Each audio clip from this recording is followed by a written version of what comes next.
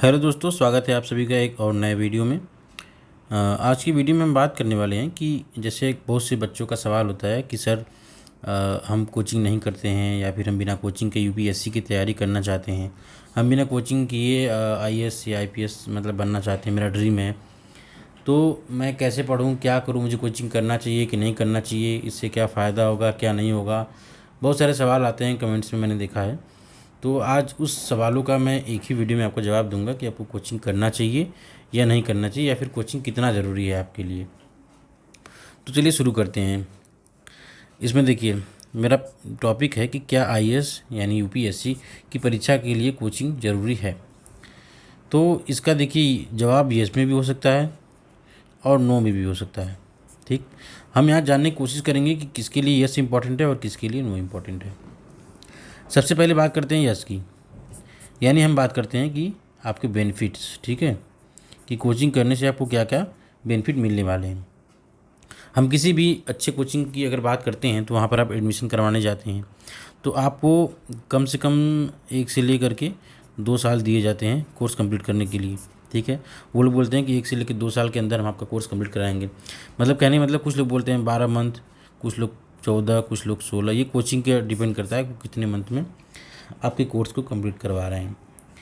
दूसरी चीज़, तो कहने का मतलब ये है कि आपका इससे बेनिफिट ये हुआ कि आपको एक फ़िक्स वो मिल जाता है टारगेट कि हाँ मेरा इतने दिन में मेरा सिलेबस कोचिंग वाले कंप्लीट करा देंगे, तो हम इस समय तक अपना प्रिपरेशन कंप्लीट करके एग्ज़ाम देने के लिए तैयार हो जाएंगे।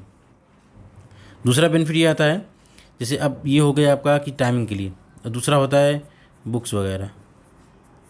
ठीक, जैसे कोचिंग वाले क्या करते हैं कि ये अपना खुद का जो है सेल्फ बुक इनका होता है। ठीक है, सेल्फ बुक। सेल्फ बुक का मतलब ये होता है कि ये जो बुक्स होते हैं ये इनके जो कोचिंग वाले होते हैं इनके स्टाफ द्वारा तैयार किए जाते हैं, जिसमें कि जो पॉइंट्स होते हैं पॉइंट वाइज पॉइंट छाट करके किताबों को बनाया जाता है ताकि वो पढ़ने में आपको हेल्प कर सके। उसमें कोई भी अनावश्यक चीज़ें नहीं होती हैं, ताकि बच्चों को समझने में आसानी हो। तो इनका ये खुद का सेल्फ बुक होता है जिससे बच्चों को पढ़ने में आसानी होती है। तीसरा ये होता है कि ये खुद का करंट अफेयर भी तैयार करवाते हैं, करंट अफेयर्स। इनका खुद का क्लासेस चलता है, कुछ का ऑनलाइन चलता है और कुछ का ऑफलाइन चलता है। इनका ये क्लास चलता है करंट अफेयर्स का। इसके अलावा ये मैगज़ीन भी देते हैं, मंथली मैगज़ीन देते हैं, यानी कोचिंग वाले आपको मैगज़ीन प्रोवाइड करते हैं, बुक्स भी प्रोवाइड करते हैं, मैगज़ीन भी प्रोवाइड करते हैं, ताकि आप हर मंथ के करंट अफेयर्स से अपडेट रहो। और ये हर इंपॉर्टेंट अपडेट्स आपको देते रहते हैं करंट में जो हो रहा है उससे। अब तीसरा हम यहाँ पर बात करते हैं, चौथा बात करते हैं इनका बच्चों पे ध्यान देना, बच्चों पर ध्यान देना। कहने का मतलब ये है कि जो ये एडमिशन आप कराते हैं वहाँ पर, जब आप कोचिंग में जाते हैं तो आपको कोई टॉपिक क्लियर नहीं होता तो इनके यहाँ मतलब बहुत से कोचिंग मैंने देखा कि हेल्प डेस्क बना होता है। ठीक है, हेल्प डेस्क। तो इसमें होता क्या है कि मान लीजिए आपको कोई टॉपिक पढ़ाया गया वो नहीं समझ में आया, तो आप हेल्प डेस्क जो होते हैं वहाँ पर जा कर के उसमें उस डाउट को क्या कर सकते हैं, क्लियर कर सकते हैं। तो ये आपको बेनिफिट हो सकता है, जो कि और आपको कहीं बेनिफिट नहीं मिलेगा। तो ये आपका फ़ायदा हो गया, जैसे कुछ फ़ायदे होते हैं। इसके अलावा भी बहुत सारे फ़ायदे होते हैं कि आपको कोर्सेज उपलब्ध कराए जाते हैं, सब्सक्रिप्शन फ्री में दिया जाता है, न्यूज़पेपर फ्री में दिए जाते हैं, बहुत सारी चीज़ें दी जाती हैं जो कोचिंग में आपको करने पर ही मिलती हैं। यानी कहने मतलब है कि अगर ऑफलाइन आप कर रहे हैं तो वो आपको नहीं मिलने वाला है, क्योंकि आप जब अपने आप कर रहे हैं, सेल्फ स्टडी कर रहे हैं, तो आप कहाँ से पाएंगे। तो ये सब चीज़ें जो होती हैं जो आपको मतलब खुद से खरीदने नहीं पड़ते, आपको जो कोर्स आप लेते हैं किसी भी कोचिंग का, ठीक है, उसमें ये सब इंक्लूडेड होता है। इसके अलावा बहुत सारी चीज़ें इंक्लूड होती हैं। कुछ लोग आपको पेन ड्राइव का फ्री कोर्स दे देते हैं इसी में। ठीक है, कुछ लोग क्या करते हैं ऑनलाइन आपको कोई सब्सक्रिप्शन फ्री में दे देंगे ताकि आप डाउट क्लियर ऑनलाइन करते रहो। और बाकी एक लॉगिन आईडी आपको दे देंगे कि आप अपना कोई भी डाउट हो अपलोड कीजिए वहाँ से, और उसको जो है कि डाउट क्लियर कीजिए। और देखिए, और इसके अलावा ये सब क्या करते हैं, आपको मॉक टेस्ट भी प्रोवाइड करते हैं फ्री में। ठीक है, मॉक टेस्ट जब समय आता है तो आपको ये मॉक टेस्ट करवाते हैं, वो भी फ्री में, क्योंकि आप इनकी कोचिंग में एडमिशन लिए हो तो आपको ये फ्री में मॉक टेस्ट प्रोवाइड करते हैं। और इन्हीं की कोचिंग के जो टीचर्स होते हैं उनके द्वारा आपकी कॉपी को चेक किया जाता है और आपकी गलतियों को बताया जाता है कि आप कहाँ पर गलत है कहाँ पर सही। ये सारे क्या हैं, आपके फ़ायदे हैं। अब हम बात करते हैं कि कोचिंग के नुकसान तो नहीं बात कर सकते, कि नुकसान तो मतलब क्या ही कहेंगे, लेकिन हम ये सब कह सकते हैं कि कोचिंग के ना करने से आपके क्या होने वाला है। कहने का मतलब ये कि अगर कोचिंग नहीं करते हैं तो आपके ऊपर क्या बर्डन आता है, क्या नहीं आता है। देखिए, अब उनकी हम बात करते हैं जो कोचिंग नहीं करना चाहते या नहीं करते हैं। यहाँ पर मैं देखिए क्लियर करना चाहता हूँ कि आप कितना भी कोचिंग कर लीजिए, ठीक है, आप अगर कोचिंग कर रहे हैं तो विदाउट सेल्फ स्टडी कुछ भी पॉसिबल नहीं है, इतना ध्यान रखिए। कहने का मतलब है कि आप कितने भी बड़े से बड़े कोचिंग को ज्वाइन कर लिए, कितने भी बड़े बड़े ऑनलाइन कोर्सेज ले लिए हैं, लेकिन अगर आप सेल्फ स्टडी नहीं कर रहे हैं, कोचिंग के भरोसे हैं, तो आप मान के चलिए कि आपका सिलेक्शन कभी नहीं होने वाला है।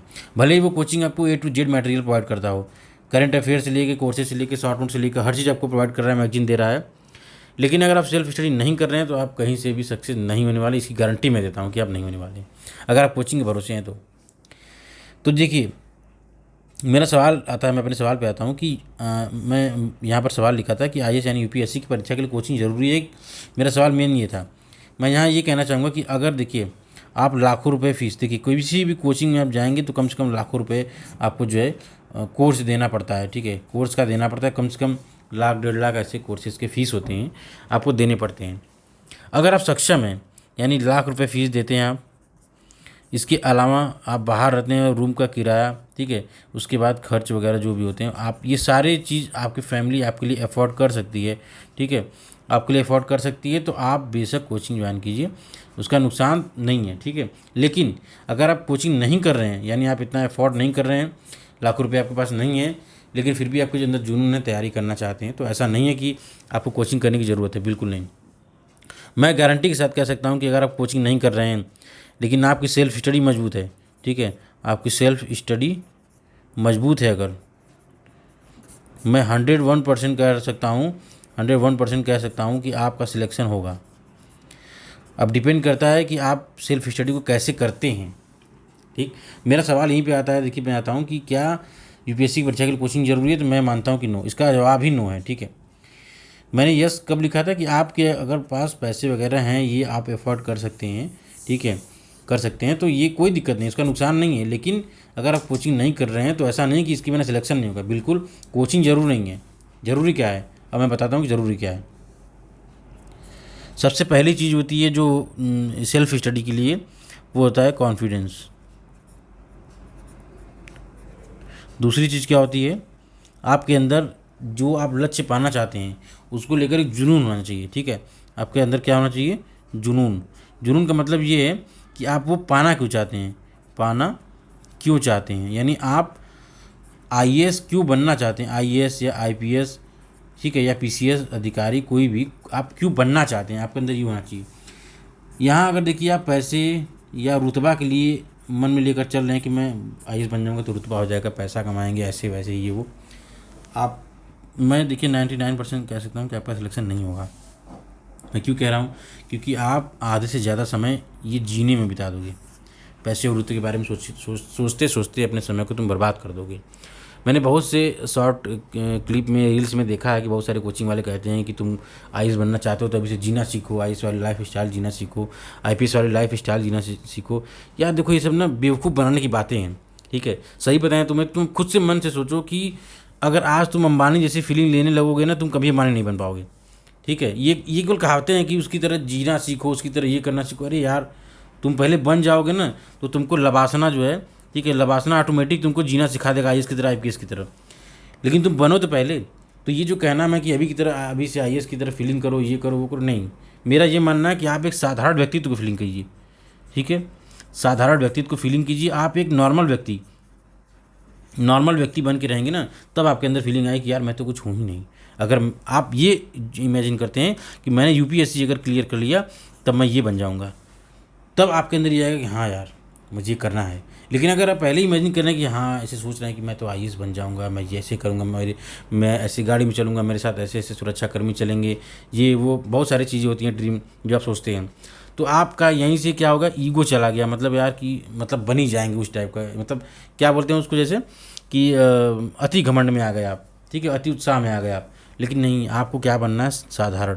आपको ये मान के चलना है कि मैं एक नॉर्मल सा पर्सन हूँ, ठीक है, नॉर्मल सा पर्सन हूँ, मैं एक पढ़ाई कर रहा हूँ UPSC की, ठीक है, मुझे APSC का एग्ज़ाम क्रैक करना है, मुझे IAS IPS या IFS जो भी मिलता है मैं उसे मन से स्वीकार करूँगा। और मैं अपने तन मन से एकदम अच्छे से इसकी तैयारी करूँगा। तो आप अगर साधारण व्यक्तित्व बन करके तैयारी करेंगे तो मैं ये 100% तो नहीं कह सकता हूँ, लेकिन मैं इतना 99% कह सकता हूँ कि आप सिलेक्शन के करीब हो जाएंगे। ठीक है, तो आप ये जो बेवकूफ़ बनाते हैं आपको ना कि आईएएस की तरह जीना सीखिए, तो जीना मरना छोड़िए, आप चुपचाप पढ़ाई कीजिए। आपको लबासना आईएएस बना देगा। अगर आप बन जाएंगे तो आपको जीना सिखा देगा, आपको उसके प्रति समर्पण हर चीज़ सिखा देगा। तो मैंने यहाँ पर बात की आपके अंदर सेल्फ स्टडी के लिए कॉन्फिडेंस होना चाहिए, जुनून होना चाहिए। ठीक, अच्छा ये तो हो गया मन की बात है। जैसे कुछ चीज़ें और भी होती हैं, जैसे आपके पास प्रॉपर बुक्स होने चाहिए सेल्फ स्टडी के लिए। ठीक, और अलग अलग वेबसाइट्स होने चाहिए,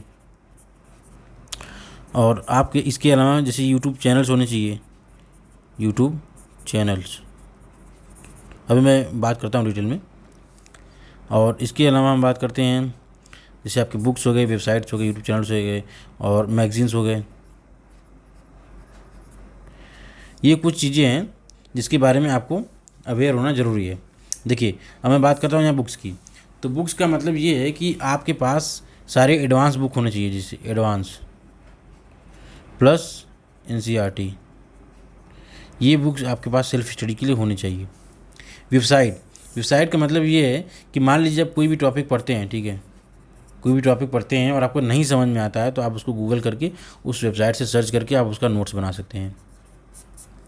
इसके अलावा यूट्यूब चैनल, यहाँ पर यूट्यूब चैनल का मैं बात कर रहा हूँ कि कोई टॉपिक आपको मान लीजिए कि लिखित में नहीं समझ में आ रहा है, आप उसको वीडियो में समझना चाहते हैं, तो हज़ारों चैनल्स हैं जो आपको पढ़ाते हैं यूट्यूब पे।